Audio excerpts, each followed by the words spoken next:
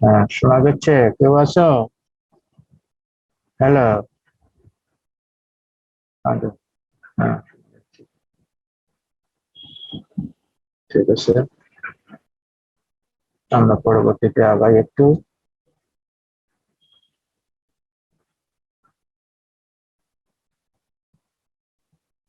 American society of heating, refrigerating and air conditioning engineers.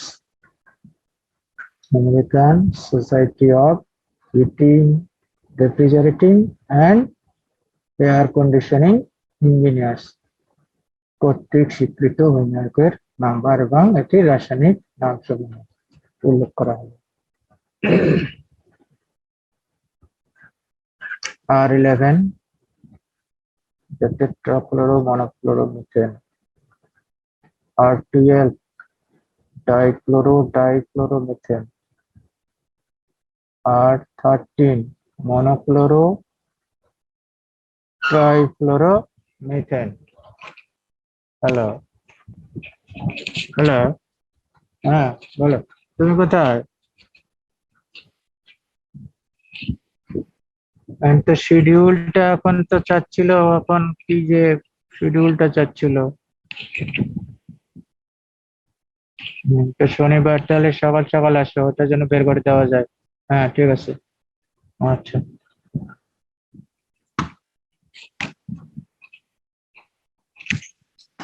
এগুলো হলো refrigerant: R13 monochloro trifluoro methane,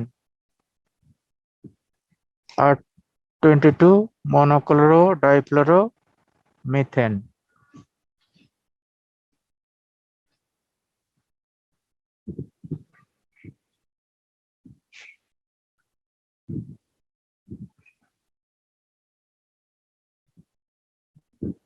এরপরে আরো আছে R113 ট্রাইক্লোরো ট্রাইফ্লোরো ইথেন।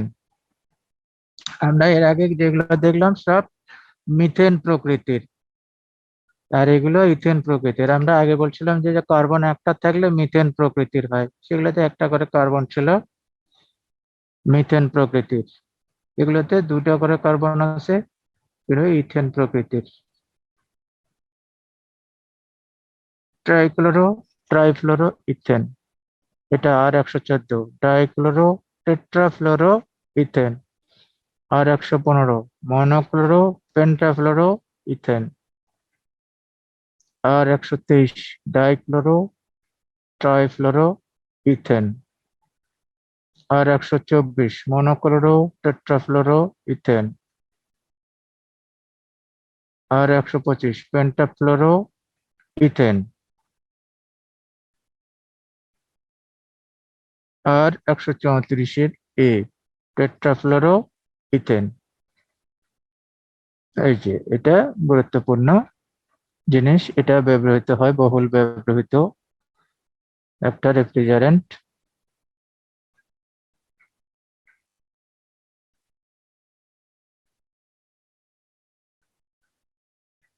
এর পরবর্তীতে আমরা 12 নম্বর দেখি R500, R501, 502, R40, R50, R170, R290। এই এগুলো রাসায়নিক সংকেত দেওয়া হচ্ছে মিথাইল ক্লোরাইড, মিথেন, এটা সরাসরি মিথেন, সরাসরি ইথেন, সরাসরি প্রোপেন। এগুলো রেফ্রিজারেন্ট হিসেবে ব্যবহৃত হতে পারে, তবে এগুলো সাধারণত ব্যবহৃত হয় না।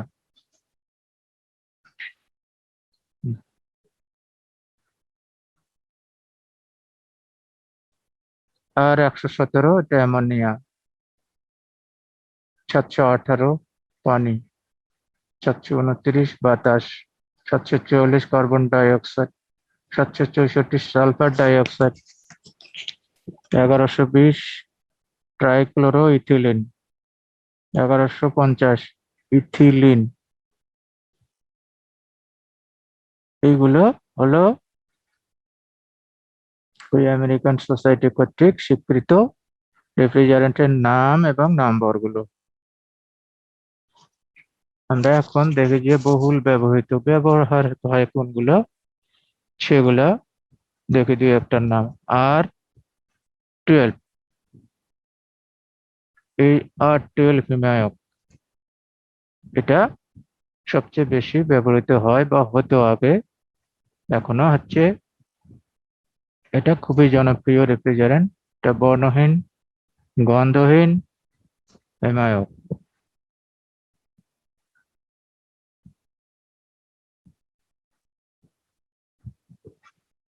স্বাভাবিক বায়ুমণ্ডলীয় চাপে এর স্ফুটনাঙ্ক -21.7 ডিগ্রি ফারেনহাইট বা -29 ডিগ্রি সেন্টিগ্রেড।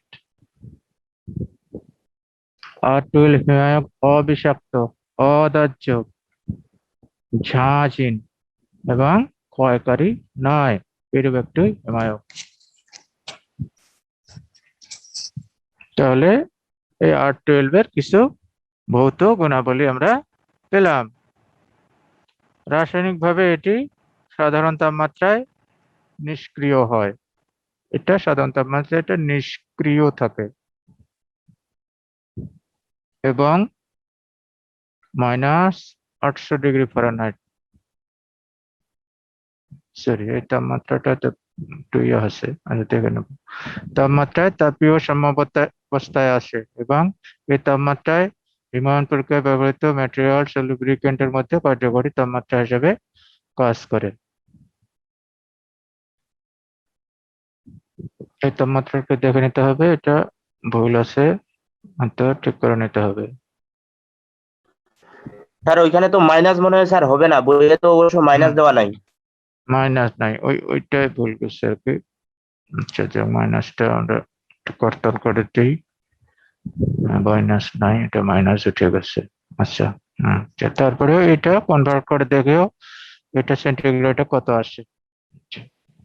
তাহলে এই তাপমাত্রা তাপীয় সাম্যাবস্থায় আসে, এটা বলা হচ্ছে। R12 হিমায়কের সুপ্ত তাপ খুব কম হয়, তাই ছোট হিমায়ন যন্ত্রের ক্ষেত্রে এটি সুবিধাজনক। সুপ্ত তাপ কম হয়, তার মানে এটা কম পরিমাণ তাপ তাহলে গ্রহণ করে কোনো বস্তু থেকে, এবং ছাড়েও কম পরিমাণ। কাজে এটা ছোট ধরনের হিমায়ন যন্ত্রে, আমাদের এই বাসাবাড়ির যে রেফ্রিজারেটর গুলো, এগুলোতে ব্যাপকভাবে আগে ব্যবহৃত হতো, এখনো কিছু কিছু হয়, এখন পরিবর্তন হয়ে গেছে, ব্যাপকভাবে ব্যবহৃত হয়। এটি 5 ডিগ্রি ফারেনহাইট বা -15 ডিগ্রি সেন্টিগ্রেড তাপমাত্রায় এটার চাপটা দেওয়া আছে 26.5 psi অ্যাটমসফেরিক অথবা 11.8 psi, এবং 26 ডিগ্রি ফারেনহাইট বা 30 ডিগ্রি সেন্টিগ্রেড তাপমাত্রায় এই চাপ প্রদান করে 6.56 kg/স্কয়ার সেন্টিমিটার। এই চাপ প্রদান করে। R12 হিমায়কের হিমায়নের সুপ্ত তাপ, তাহলে এই সুপ্ত তাপ কত? 68.2 BTU পার পাউন্ড অথবা 159 জুল পার গ্রাম। খুব কম, কিন্তু খুব কম।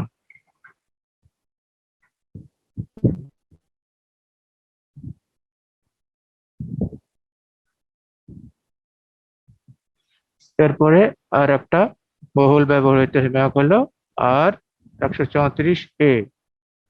এটা এখন ব্যবহৃত হচ্ছে। এর গুণাবলী হলো R12 এর পরিবর্তে নতুন বিকল্প হিমায়ক হিসাবে HFC হিমায়ক ব্যবহৃত হয়। R12 এর পরিবর্তে এখন এটা ব্যাপকভাবে ব্যবহৃত হচ্ছে। আচ্ছা, এটার নাম R134A। এটা ছোট হারমেটিক কম্প্রেসরের সাথে অধিক ব্যবহার উপযোগী। স্বাভাবিক চাপে এটির স্ফুটনাঙ্ক -26.2 ডিগ্রি সেন্টিগ্রেড। এটা বিষক্রিয়াহীন নন টক্সিক, এবং অদাহ্য নন ফ্লেমেবল। এটি লুব্রিক্যান্টের সাথে আংশিকভাবে মিশে। এটাকে বলা হচ্ছে লুব্রিক্যান্টের সাথে আংশিকভাবে মিশে। এটা বাণিজ্যিক ও বড় এয়ার কন্ডিশনিং প্লান্ট তথা কেন্দ্রীয় শীতাতপ নিয়ন্ত্রণ পদ্ধতিতে খুবই কার্যকরী হবে বলে গবেষণা চলছে। যদিও এটা বাসাবাড়ির ছোট ধরনের রেফ্রিজারেশনে ব্যবহৃত হচ্ছে, কিন্তু এটা বড় কেন্দ্রীয় রেফ্রিজারেশন সিস্টেমে এটা ব্যবহার করা যাবে। এটা নিয়ে গবেষণা চলছে বা চিন্তা ভাবনা চলছে। আর 134 হিমায়কের বড় সুবিধা হলো এটি R12 ব্যবহৃত হিমন যন্ত্রে তেল পরিবর্তন করে ব্যবহার করা যায়। ওই রকম ওই কম্প্রেসারে ব্যবহার করা যাবে, তবে এটার জন্য লুব অয়েলটা একটু অন্য ধরনের লুব অয়েল, অন্য গুণাবলীর লুব অয়েল ব্যবহার করতে হবে। এই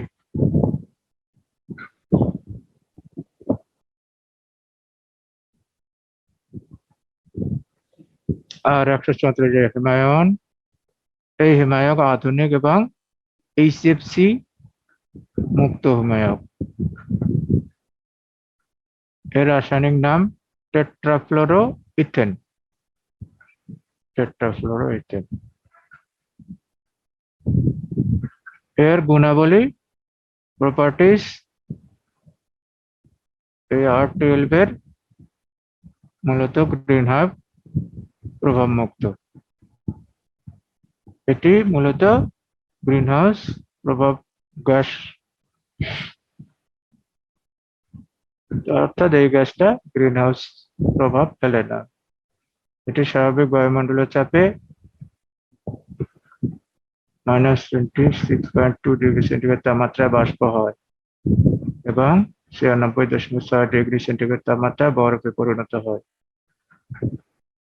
এটার critical pressure 41.40 KG per square centimetre. অন্যান্য গুণাবলী প্রায় R12 এর অনুরূপ, তাই বর্তমানে এই হিমায়ক 12 এর পরিবর্তে ব্যবহৃত হচ্ছে।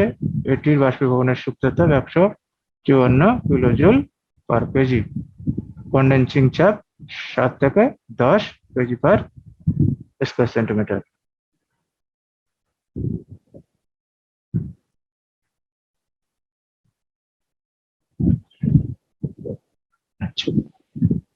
আর 134 রেট্রোফিল পদ্ধতিতে হিমায়ক চার্জ করা হয় এবং ব্যবহৃত ইউনিটকে টেট্রাফিল ক্যাস্ট্রল। টেট্রাফিল ক্যাস্ট্রল এটা একটা লুব্রিক্যান্টের নাম। এই লুব্রিক্যান্টটা ব্যবহার করা হয় আবাসিক হিমায়ক প্লান্টে, refrigeration plant, freezer, water cooler, beverage cooler,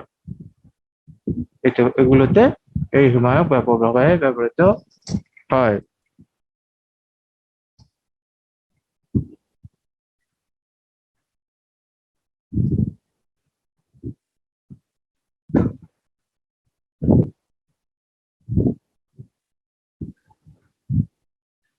হিমায়ক cylinder ব্যবহারের সময় নিম্নলিখিত বিধিসমূহ অবশ্যই পালন হয়। হিমায়ক সিলিন্ডার যখন ব্যবহার করব, চার্জ করব বা স্থানান্তর করব, তখন কতগুলো বিধি অবশ্যই মানতে হবে। হিমায়ক সিলিন্ডার ঠান্ডা, শুষ্ক, নিরাপদ ও মুক্ত বায়ু চলাচলের স্থানে সংরক্ষণ করতে হবে। সিলিন্ডার হিমায়ক পূর্ণ অবস্থায় সর্বদা খাড়াভাবে রাখতে হবে। কোন অবস্থায় হেলানো ভাবে বা ঘুরিয়ে অর্থাৎ গড়িয়ে গড়িয়ে স্থানান্তর করা যাবে না। সিলিন্ডার ধারণ ক্ষমতার অতিরিক্ত গ্যাস পূর্ণ করা যাবে না। এগুলো অবশ্যই পালনীয়। এই যে হিমায়ক যে সিলিন্ডারে থাকবে, সেগুলো সংরক্ষণ, স্থানান্তর, চার্জ ইত্যাদির সময় এই নিয়মগুলো অবশ্যই পালন করতে হবে। স্যার আমাদের কয়জনে অ্যাড হতে পারতেছে না?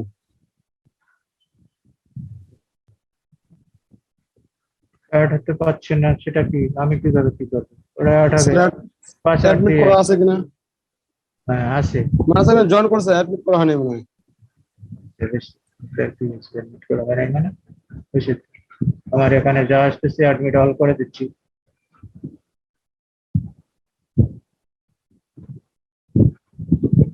বারবার তো একই করে রাখতেছে। আচ্ছা দেখো 5 নম্বর পয়েন্ট, এক সার্ভিস সিলিন্ডার হতে অন্য সার্ভিস সিলিন্ডারে হিমায়ক স্থানান্তর করা যাবে না। যে ছোট সিলিন্ডার গুলো আছে সার্ভিস সিলিন্ডার, এগুলোকে একটা থেকে আর একটাতে নেওয়ার কোনো দরকার নাই। এটা করতে গেলে বিপদ করতে পারে। সিলিন্ডারে অবশ্যই ফিউজিবল প্লাগ ব্যবহার করতে হবে। ফিউজিবল প্লাগ যেটা অতিরিক্ত চাপে যেটা প্লাগটা খুলে গিয়ে দুর্ঘটনার থেকে রক্ষা করবে। সিলিন্ডার ভালভ খুলতে সঠিক যন্ত্রপাতি বা হ্যান্ড টুলস ব্যবহার করতে হবে। সিলিন্ডারের ভালভ অত্যন্ত সতর্কতার সাথে এবং যথাযথ যন্ত্রপাতি বা হ্যান্ড টুলস ব্যবহার করে খুলতে হবে। গ্যাস বা হিমায়ক ব্যবহারের সময় ছাড়া সর্বদা ভালভ ক্যাপ বন্ধ রাখতে হবে। এই ভালভের ক্যাপটা বন্ধ রাখতে হবে সব সময়। ভালভ থাকবে, তার উপরে আর একটা ক্যাপ থাকবে। এটা যখন আমরা ব্যবহার করব ওই সময় ছাড়া সব সময় বন্ধ রাখতে হবে। না হলে যে কোনো কেউ এটা হয়তো হাতের স্পর্শে বা হাত দিয়ে ঘুরালে সেটা একটা দুর্ঘটনা ঘটে যেতে পারে। সিলিন্ডারে কখনো আঘাত করা যাবে না। সর্বোপরি সিলিন্ডারের কালার কোড মেনে চলতে হবে। বোঝা গেল কথাগুলা? কয়েকটা পয়েন্ট আবার দেখি আমরা। এই জিনিসগুলা পালন করতেই হবে। কি বলা আছে? সিলিন্ডার ঠান্ডা, শুষ্ক, নিরাপদ ও মুক্ত বায়ু চলাচলের স্থানে সংরক্ষণ করতে হবে। এটা ঠান্ডা জায়গায় সংরক্ষণ করতে হবে, শুষ্ক জায়গায়, নিরাপদ জায়গায়, যেখানে কোনো অগ্নির ভয় নাই, কোনো যন্ত্রপাতির, কোনো স্ফুলিঙ্গের, কোনো শব্দের, কোনো ধুলাবালির, এগুলোর ভয় নাই। কিন্তু মুক্ত বাতাস যাতে চলাচল করতে পারে, অর্থাৎ বদ্ধ জায়গায় না হয়, একেবারে ওই রকম জায়গায় সংরক্ষণ করতে হবে। সিলিন্ডার হিমায়ক পূর্ণ অবস্থায় সর্বদা খাড়া ভাবে রাখতে হবে। সাবধানে খাড়া ভাবে এটাকে সংরক্ষণ করতে হবে। কোনো অবস্থায় হেলানো ভাবে বা ঘুরিয়ে ঘুরিয়ে বা গড়িয়ে গড়িয়ে স্থানান্তর করা যাবে না। হেলানো ভাবে রাখাও যাবে না, হেলানো ভাবে এটা নিয়েও যাওয়া যাবে না, স্থানান্তরও করা যাবে না, গড়িয়ে গড়িয়ে নিয়ে যাওয়া যাবে না। খাড়া ভাবে এটা সতর্কতার সাথে নিয়ে যেতে হবে, স্থানান্তর করতে হবে। সিলিন্ডার ধারণ ক্ষমতার অতিরিক্ত গ্যাস পূর্ণ করা যাবে না। সিলিন্ডারে যেন ধারণ ক্ষমতার চেয়ে অতিরিক্ত হিমায়ক পূর্ণ না করা হয়, ওই নির্দিষ্ট চাপেই পূর্ণ করতে হবে। এরপরে বলা হচ্ছে এক সার্ভিস সিলিন্ডার হতে অন্য সার্ভিস সিলিন্ডারে হিমায়ক স্থানান্তর করা যাবে না। সার্ভিস সিলিন্ডার যেটা থেকে আমরা রেফ্রিজারেটিং সিস্টেমে আমরা হিমায়ক নেব, সেই সিলিন্ডারটা সার্ভিস সিলিন্ডার, ছোট ধরনের সিলিন্ডার। তো সেগুলো বলা হচ্ছে একটার থেকে আর একটাই নেওয়া যাবে না। সিলিন্ডারে দুর্ঘটনা রোধের জন্য বা নিরাপত্তার জন্য, সেফটির জন্য ফিউজিবল প্লাগ ব্যবহার করতে হবে। সিলিন্ডার ভালভ খুলতে সঠিক মানের, সঠিক মাপের যথাযথ যন্ত্রপাতি ব্যবহার করতে হবে।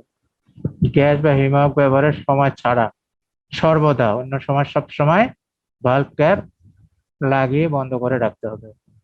সিলিন্ডারে কখনো আঘাত করা যাবে না, বাইরে থেকে কোনো আঘাত করা যাবে না, আঘাত যেন না পায়। আর সর্বোপরি সিলিন্ডারের কালার কোড মেনে চলতে হবে।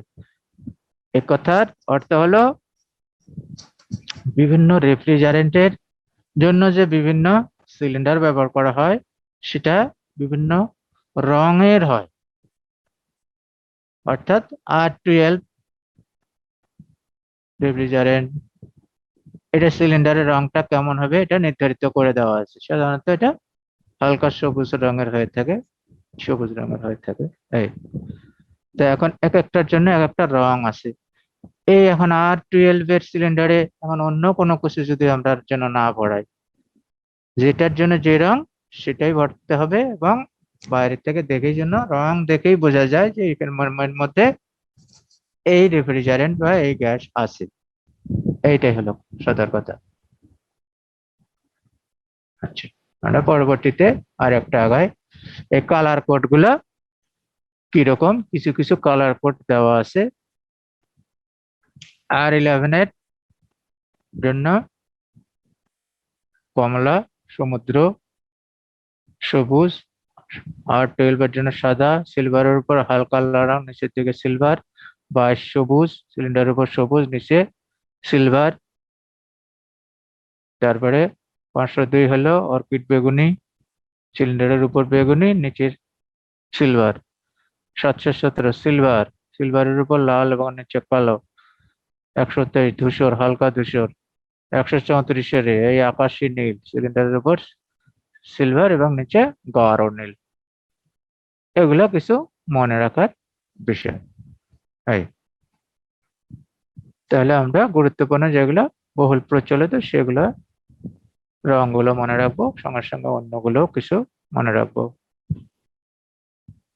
140 বি হালকা সবুজ, 144 মেরুন, 164 কালো রূপালী, 13 হালকা নীল, 113 হালকা বেগুনি, 114 গাঢ় নীল, 500 হলুদ, 503 জল রং, 504 তামাটে। এগুলো আমরা কিছু প্রচলিত হিমায়কের সিলিন্ডারের রং বাইরে থেকে দেখে যেন বুঝতে পারি, এগুলো নির্ধারিত করা আছে।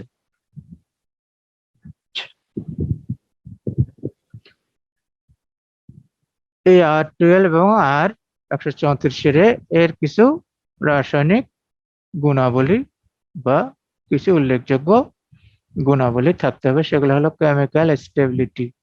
কম্প্রেসর অয়েলের কেমিক্যাল স্টেবিলিটি বেশি থাকতে হবে দীর্ঘদিন দক্ষতার সাথে কাজ করার জন্য। এটি উন্নত তেলে অসম্পৃক্ত হাইড্রোকার্বনের পরিমাণ কম হতে হবে, কারণ অসম্পৃক্ত হাইড্রোকার্বনের পরিমাণ যত কম হবে তেলের রাসায়নিক দৃঢ়তা তত বেশি হবে। এই যে অয়েল ব্যবহার করি সেগুলো স্টেবিলিটি মানে এটা টিকে থাকার ক্ষমতা, অনেকদিন কাজ করার ক্ষমতা বেশি থাকতে হবে। থার্মাল স্টেবিলিটি, হিমায়ক তেলের ভালো থার্মাল স্টেবিলিটি থাকতে হবে। উচ্চ তাপে কার্বন সৃষ্টিকরণ গুণ কম থাকতে হবে, যাতে উচ্চ তাপে এটা কার্বন সৃষ্টি না করে। এই গুণের কারণে তেলের স্বল্প পরিমাণ কার্বন সৃষ্টির ফলে পিস্টন সিলিন্ডার ক্ষয় কম হবে। যদি কার্বন কম সৃষ্টি হয় তাহলে সিলিন্ডার পিস্টন কম ক্ষয় হবে, ফলে চোকিং হবে না। চোকিং হওয়া মানে বন্ধ হয়ে যাওয়া, লাইনে কোন স্থান সংকীর্ণ স্থান বন্ধ হয়ে যাওয়াটাকে চোকিং বলা হচ্ছে। সান্দ্রতা ভিসকোসিটি, হিমায়ক তেল নির্বাচনে সান্দ্রতা নাম্বার একটি গুরুত্বপূর্ণ বিষয়। তাপমাত্রার পরিবর্তনে সান্দ্রতা পরিবর্তিত হয়। আচ্ছা, তাপমাত্রা বাড়লে সান্দ্রতা কমে, আবার তাপমাত্রা কমলে সান্দ্রতা বাড়ে, কিন্তু কম হলে প্রতিবন্ধকতার সৃষ্টি হতে পারে না। আবার সান্দ্রতা বেশি হলে ঘর্ষণ বেশি হয়, ফলে কম্প্রেসরের অধিক শক্তি ব্যয় হয়। অর্থাৎ সান্দ্রতাটা একটা নির্ধারিত মাত্রায় হতে হবে, যাতে অতিরিক্ত উত্তাপে আবার সান্দ্রতা একেবারে কমে না যায়, অতিরিক্ত ঠান্ডা সান্দ্রতা একেবারে বেড়ে না যায়। আবার সান্দ্রতা বেশি হলে কি হবে, ঘর্ষণ বেশি হবে। আবার কম হলে দেখা যাবে যে প্রতিবন্ধকতার সৃষ্টি হতে পারে। কাজে সান্দ্রতা একটা গুরুত্বপূর্ণ বিষয়। ক্লাউড পয়েন্ট, তেলের মধ্যে কম বেশি মোম জাতীয় পদার্থ থাকে। কম্প্রেসরের অয়েলে স্বল্প মোম ধারণ ক্ষমতা থাকা দরকার, কেননা এটি ইভাপোরেটরের কার্যক্ষমতা হ্রাস করে এবং একসময় কম্প্রেসরের প্রয়োজনীয় তেলের অভাব দেয়। সেজন্য তেল নির্বাচন এটা গুরুত্বপূর্ণ। লুব অয়েল যেটা ব্যবহার করব সেটার মধ্যে মোম জাতীয় উপাদান যেন কম থাকে বা একটা নির্ধারিত মাত্রায় থাকে, বেশি না থাকে। এটা হলে শেষ পর্যন্ত কম্প্রেসরে মোম ধারণ ক্ষমতা কম থাকা দরকার। আচ্ছা, ইভাপোরেটর কার্যক্ষমতা হ্রাস পাবে আর একসময় কম্প্রেসরের প্রয়োজনে তেলের অভাব দেখা দিবে, অর্থাৎ মোমের আস্তরণ পড়ে গেলে লুব অয়েল সেখানে যেতে পারবে না, এরকম ঘটনা ঘটতে পারে। 4 পয়েন্ট, নিম্ন তাপমাত্রায় ব্যবহৃত হিমায়নের কম্প্রেশনের জন্য তেল নির্বাচনে 4 পয়েন্ট বিবেচনা করা হয়। ক্র্যাঙ্ক কেসে ইভাপোরেটরে তেল ঠান্ডা হলে যাতে প্রবাহ বন্ধ না হয় তার জন্য 4 পয়েন্ট গুরুত্বপূর্ণ। এটি তাপমাত্রার উপর নির্ভর করে। তাপমাত্রা বাড়লে প্রবাহমানতা বাড়ে আর অতি নিম্ন তাপমাত্রায় প্রবাহ থাকে না। 4 পয়েন্ট হলো যে প্রবাহিত হওয়ার একটা ক্ষমতা, যে নিম্ন তাপমাত্রায় এটা প্রবাহিত হয় বা হয় না তার নিচে গেলে, এটাই হলো 4 পয়েন্ট। তাহলে নিম্ন তাপমাত্রা যেহেতু আমরা হিমায়ন ব্যবহার করি, কাজে নিম্ন তাপমাত্রার জন্য এই তেলের লুব অয়েলের প্রবাহটা বন্ধ হয়ে না যায় সেরকম গুণ সম্পন্ন হতে হবে। ক্র্যাঙ্কেস ইভাপোরেটরের তেল ঠান্ডা হলে যাতে প্রবাহ বন্ধ না হয় তার জন্য 4 পয়েন্ট গুরুত্ব দেওয়া হয়। এটি তাপমাত্রার উপর নির্ভর করে। তাপমাত্রা বাড়লে প্রবাহমানতা বাড়ে, আবার অতি নিম্ন তাপমাত্রায় প্রবাহ থাকে না।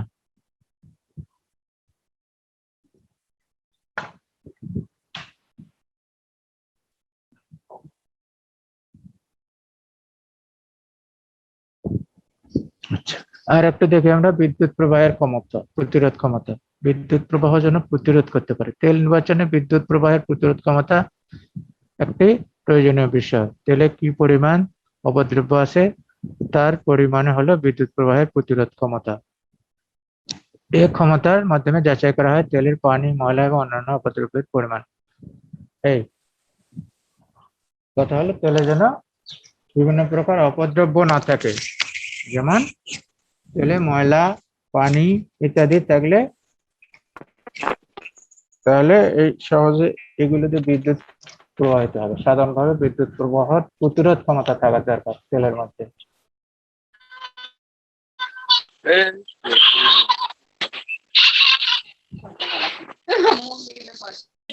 সাউন্ড করে না, সাউন্ড হচ্ছে কথার থেকে। আচ্ছা, স্যার পরবর্তী শব্দ হচ্ছে। হ্যাঁ, শব্দ হচ্ছে তার। আচ্ছা, পরবর্তীতে আমরা আর দুটো স্লাইড দেখি। সনাতন হিমায়ক, পরিবর্তিত নতুন হিমায়ক এবং হিমন তেল সমূহের তালিকা। আচ্ছা, কি ধরনের লুব অয়েল ব্যবহার করব? R11 এর পরিবর্তে আমরা নতুন R123 ব্যবহার করতে পারি। আর এর জন্য ব্যবহৃত তেল হলো মিনারেল অয়েল। R12 এর পরিবর্তে R134 পলিস্টার অয়েল।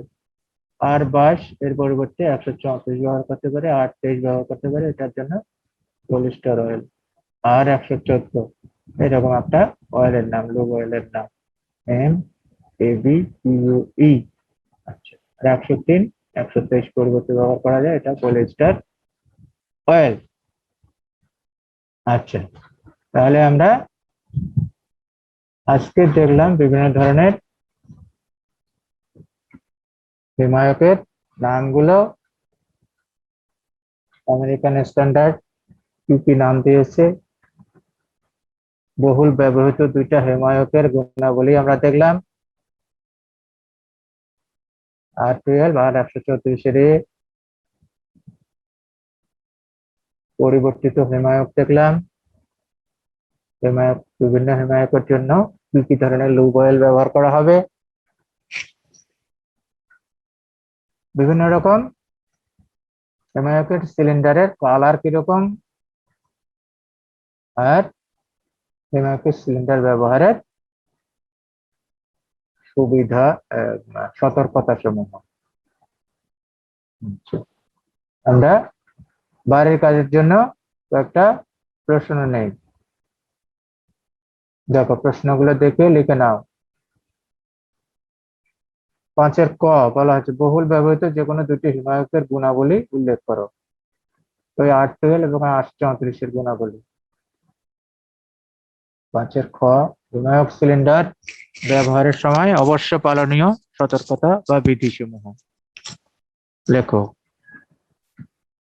যে 10টা সতর্কতা বা পালনীয় বিধির কথা বলা হলো সেগুলো। হিমায়নের কম্প্রেসারে ব্যবহৃত তেল অয়েলের গুণাবলী, এই যে কেমিক্যাল স্টেবিলিটি, বিদ্যুৎ প্রতিরোধের ক্ষমতা ইত্যাদি ইত্যাদি, এই যে গুণাবলী সমূহ। এরপরে ঘ নম্বর আছে সনাতন, হিমায়ক ও পরিবর্তিত নতুন হিমায়কের জন্য হিমায়িত সমেত তালিকা। শেষে এই যে তালিকাটা দেওয়া হলো, এটা সনাতন হিমায়ক কি ছিল, তার পরিবর্তিত নতুন উদ্ভাবিত হিমায়ক কি, আর তার জন্য কি তেল ব্যবহার করতে হবে। হ্যাঁ, এখন কোনো প্রশ্ন থাকলে বলো। কোনো প্রশ্ন থাকলে বলো, আর বাকিটা যা আছে বই থেকে বিস্তারিত পড়ে বুঝে নিতে হবে। হ্যাঁ, কোনো প্রশ্ন থাকলে বলো। স্যার এর আগে রাসায়নিক নামকরণ একটা প্রবলেম ছিল আমার। হ্যাঁ, এর আগে যেটা রাসায়নিক? করছিলাম এর আগের ক্লাসে রাসায়নিক নামকরণ, তো স্যার ওখানে হ্যাঁ স্যার একটা হ্যাঁ, সংকেত দেওয়া ছিল স্যার, রাসায়নিক যে মরুটা আছে ওটা রাসায়নিক সংকেত দেওয়া ছিল, তো ওইটা থেকে আমাদের রাসায়নিক নামকরণ করতে বলছে। তো নামকরণ করার ক্ষেত্রে স্যার যে কার্বন ও পরমাণু সংখ্যাটা বের করতে সূত্র প্রয়োগ করে, ওটা স্যার দরকারই হয় না, মানে ওটা দেওয়াই আছে স্যার ইয়ার মধ্যে, সংকেতের মধ্যে, কিন্তু ওটা স্যার আবার বের করতেছে কেন এটা বুঝতেছি না। কোন জায়গায় দেখি রাসায়নিক নামকরণ? জি স্যার। কোনটাতে কিভাবে নামকরণ করা হয় ওইটা? ওইটা জি স্যার। ওই সূত্র? হ্যাঁ। হ্যাঁ, জি স্যার। হিমায়কের নামকরণ এটা, এগুলো এগুলো? হ্যাঁ স্যার এখানে। হ্যাঁ, এখানে কোনটা? এটা না তো এখানে পরেরটা? স্যার হুম, এখানে বলো।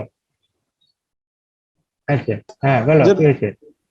হ্যাঁ এখানে তো উপরে স্যার দেওয়া আছে ডাইক্লোর টেট্রাক্লোরোইথেন, তো স্যার এটা স্যার হ্যাঁ, রাসায়নিক নামকরণ করতে বলছে, তো এখানে তো কার্বন পরমাণু সংখ্যা দুইটা তো সংকেত থেকে পাচ্ছি আমরা, তো তারপরে নিচে আবার সূত্র দিয়ে কার্বন পরমাণু সংখ্যা বের করতেছে। না না, তা তো পাচ্ছি পাচ্ছি, অসুবিধা স্যার তো নাই। এখান থেকে অটোমেটিক আমরা কার্বন পরমাণু দুইটা দেখতে পাচ্ছি, কিন্তু তারপর সূত্র ফেলা বের করতেছে কেন এটা? ও আচ্ছা, সূত্র ফলে বের করতেছে তা না? আচ্ছা, যদি না হয় সূত্র, যদি যেটাতে পাওয়া যাবে না সেটা কার্বন বের করতে হবে।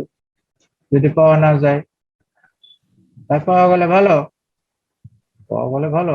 তো যদি পাওয়াই যায় এখান থেকে, তো কোনো অসুবিধা নাই। এটা বলা হচ্ছে কার্বনের সংখ্যাটা বের করার, এইটা একটা পদ্ধতি। এই আগের স্লাইডটাতে আছে না, কার্বনের সংখ্যা বের করার একটা নিয়ম, এই যে বের করা, বুঝছো? এই যে এখান থেকে বের করতেছি। হ্যাঁ, অন্যান্য গুলো দিয়ে এইটা দিয়ে বের করা যায়। এই এই। যদি সাধারণভাবে যদি সব জানা যায়, সবকিছুই যদি জানা যায়, কার্বনের সংখ্যা, হাইড্রোজেনের সংখ্যা, ক্লোরিনের সংখ্যা, তাহলে তো এই সূত্র দিয়ে বসানোই যাবে। জি স্যার, ডাইরেক্ট সবগুলো পাওয়া যাচ্ছে এখানে। আচ্ছা, ডাইরেক্ট পাওয়া গেলে ডাইরেক্ট বসাই দেবো, কোনো অসুবিধা নাই, আচ্ছা। কোনো অসুবিধা নাই। ঠিক আছে, এটাই ডাইরেক্ট পাওয়া গেলে হ্যাঁ স্যার, ডাইরেক্ট বসাবো। এটা তো পাওয়া যাচ্ছে স্যার, এটা তো কার্বন একটা উপর বুঝেছো? থেকে বোঝা যাচ্ছে। আচ্ছা, হ্যাঁ একটা এখানে। বোঝা যাচ্ছে, ভালো হচ্ছে, এখান থেকে বুঝতেই পারো যদি। হ্যাঁ, ক্লোরিন দুইটা, ফ্লোরিন দুইটা, দুটো বোঝা যাচ্ছে, ক্লোরিন দুটো, হাইড্রোজেন নাই, নাই কেন? অসুবিধা নেই, যদি করতে পারো কোনো অসুবিধা নেই। এই, এটা হচ্ছে একটা সার্বজনীন সূত্র। এটা কখনো যদি এরকম ঘটনা ঘটে জানা যাচ্ছে না, তখন এই সূত্রটি বের করা যাবে অবশ্যই। এই জন্য সার্বজনীন কতগুলো সূত্র থাকে। জি স্যার, দুইটা উদাহরণ ছিল তো দুইটাতে বোঝা যাচ্ছে, এই জন্য বললাম। হুম, দুইটাতে বোঝা যাচ্ছে না, ঠিক আছে, বোঝা গেলে করা যাবে। আর কোনো প্রশ্ন? আর কোনো প্রশ্ন থাকলে বলো। না স্যার। আর কোনো প্রশ্ন নাই? আচ্ছা, তো আজকের বাড়ির কাজের জন্য প্রশ্নগুলো লিখে নেওয়া হয়েছে তো? জি স্যার, স্ক্রিনশট নিয়েছি। আচ্ছা, ভালো, ঠিক আছে, সেগুলোর উত্তর লিখবে। আর বাকি যা আছে বিস্তারিত বইয়ের থেকে পড়ে নিতে হবে, এটা হলো কথা। আচ্ছা, ঠিক আছে, তাহলে আমরা দেখলাম ম্যাক্সিমাম 70 জন, আজকে দেখলাম 68 জন আবার এখন নামে আসছে, ম্যাক্সিমাম 70 জন পার্টিসিপেন্ট।